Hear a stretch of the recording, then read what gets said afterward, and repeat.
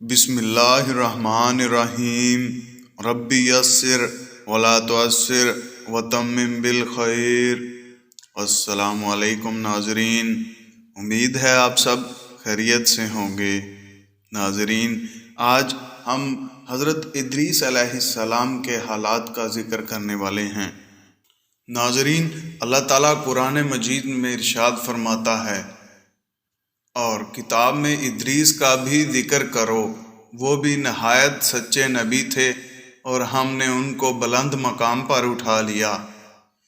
اللہ تعالیٰ نے ادریس علیہ السلام کی تعریف فرمائی اور نبوت و صدیقیت کے بلند مقام کے ساتھ ان کو متصف فرمایا، اور انہی کو خنوخ کہا گیا ہے۔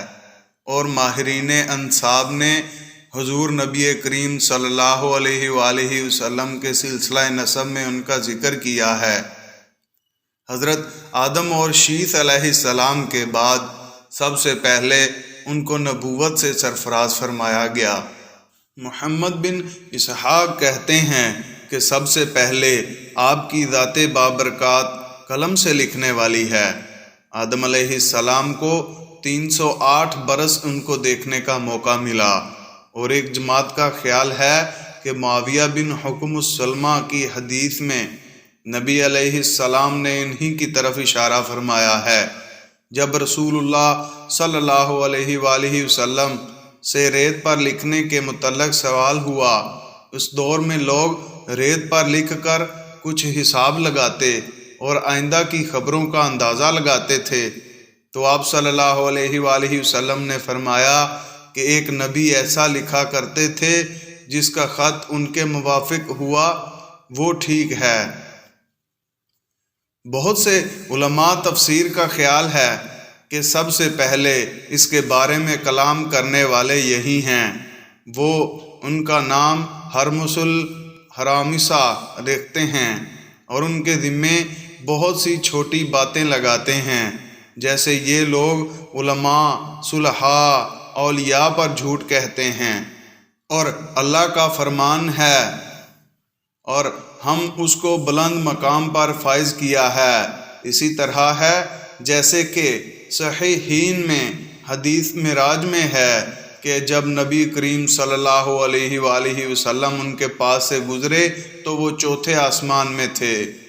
حضرت ابن عباس رضی اللہ تعالی عنہ نے حضرت کعب سے سوال کیا کہ حضرت ادریس علیہ السلام کے متعلق اللہ کا فرمان وَرَفَعْنَاهُ مَكَانًا عَلِيًّا کا کیا مفہوم ہے؟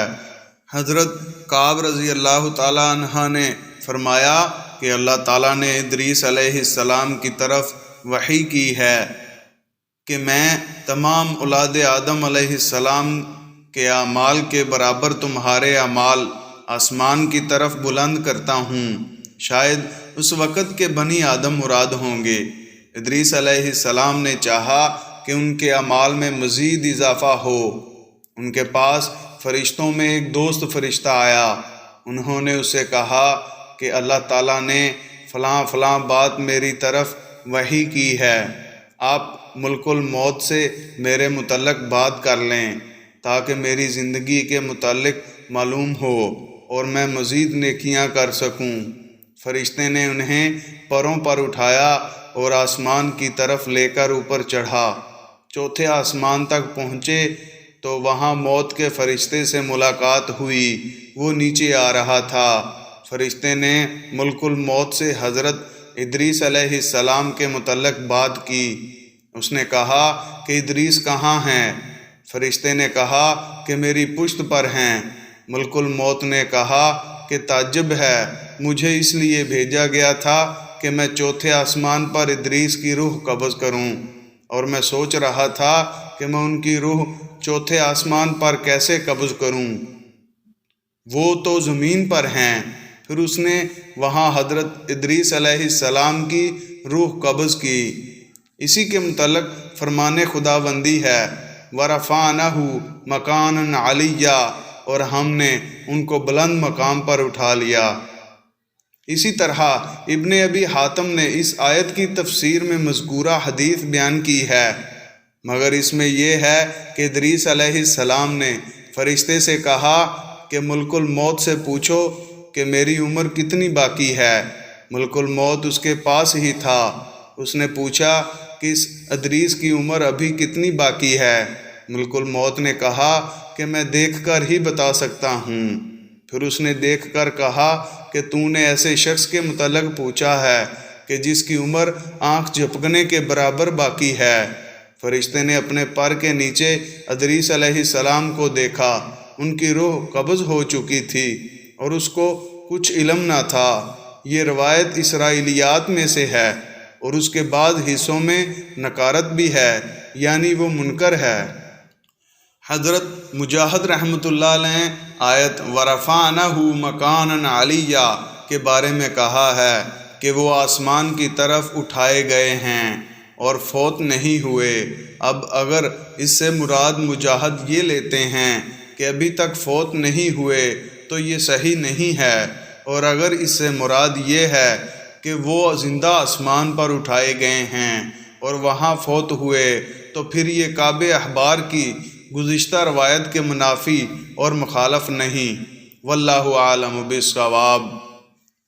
اور ناظرین، عوفی ابن عباس آیت مذکورہ کے بارے میں نقل کرتے ہیں کہ حضرت ادریس علیہ السلام چھٹے آسمان کی طرف اٹھائے گئے اور وہاں ہی فوت ہوئے، اور ضحاک نے بھی اسی طرح کہا ہے، لیکن متفقہ علیہ روایت میں ہے کہ وہ چوتھے آسمان پر ہیں، اور یہی بات زیادہ صحیح ہے۔